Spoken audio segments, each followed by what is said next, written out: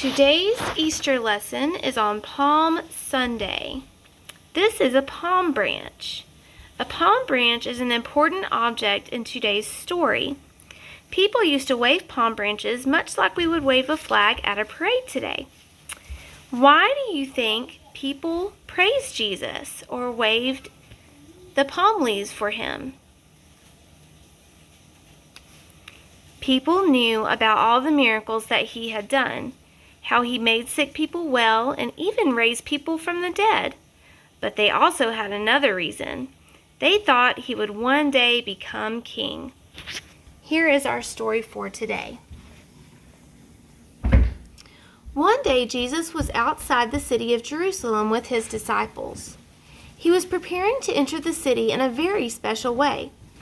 Instead of walking in like most people, Jesus was going to ride in on a donkey. But before he could do this, he needed a donkey. So he gave some instructions to his disciples. "Go to the village ahead of you," Jesus told his disciples, "and at once you will find a donkey tied there. The donkey will have her colt beside her. Untie the donkey and bring it to me." One of the disciples was bothered by this. "But what if the owner asks us what we're doing? Taking his donkey without even asking," he asked. "How will we explain ourselves?"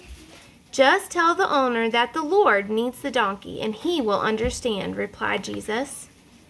So the disciples went into the village, and sure enough, there was a donkey with its foal beside it.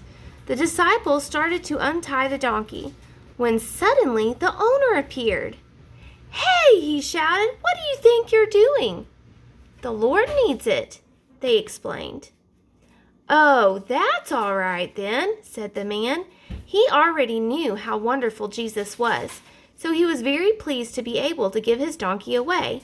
He smiled as he watched the two disciples lead the animal away down the street.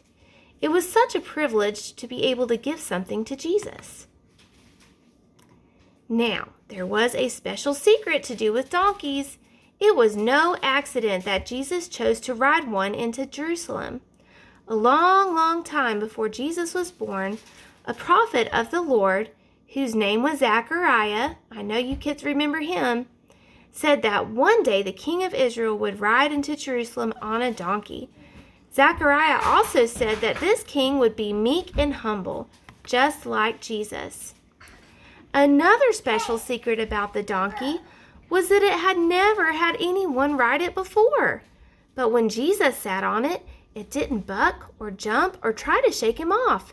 So Jesus rode towards Jerusalem, and some people started to gather to welcome him in. Soon the whole city was gathering to watch Jesus. Some people wondered who he was, but others already knew. "He is a prophet from Nazareth," they said. Many people cut branches of palm trees and waved them about, while others threw sheets and clothes on the road, and others clapped their hands and shouted. But not everyone was happy about what Jesus was doing. Some of the priests and leaders started to grumble. "That man is not a king," they complained. "How dare these people shout praises to him?"